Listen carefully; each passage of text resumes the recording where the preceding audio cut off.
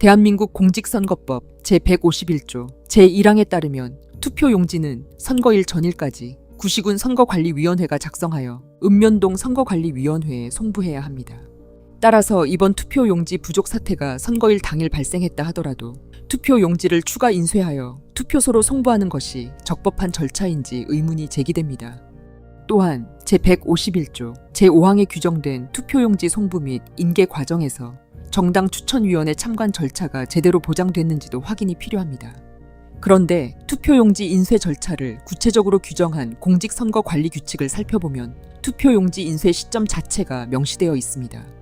지방의회의원 및 지방자치단체장 선거의 경우 후보자 등록 마감일 후 2일에 인쇄하도록 되어 있습니다. 이번 지방선거에 이를 적용하면 토요일과 일요일을 제외할 경우 지난 19일이 해당 날짜입니다.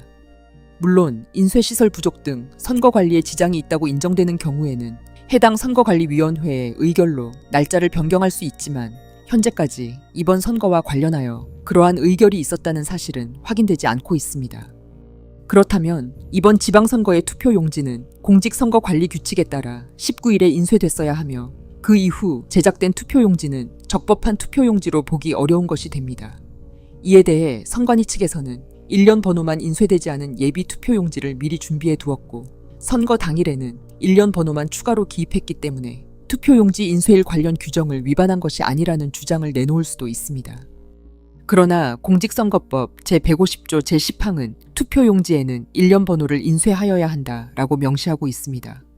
이 조항에 따르면 1년 번호가 없는 상태의 용지를 법률상 완성된 투표용지로 볼 수 있는지 의문이 남습니다.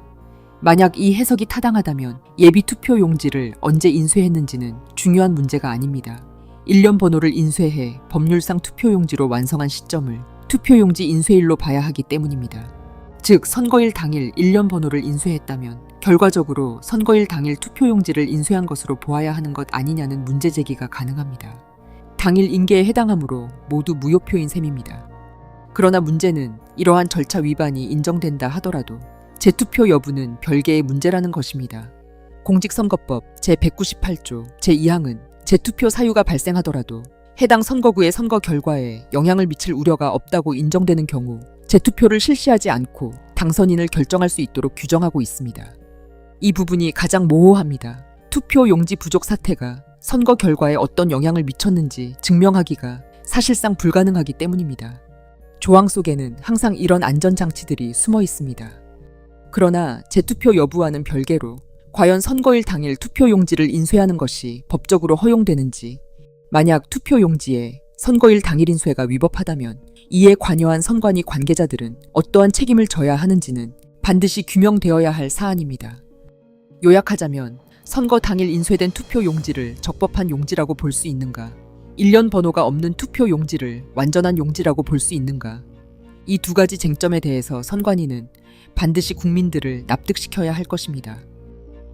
시청해주셔서 감사합니다.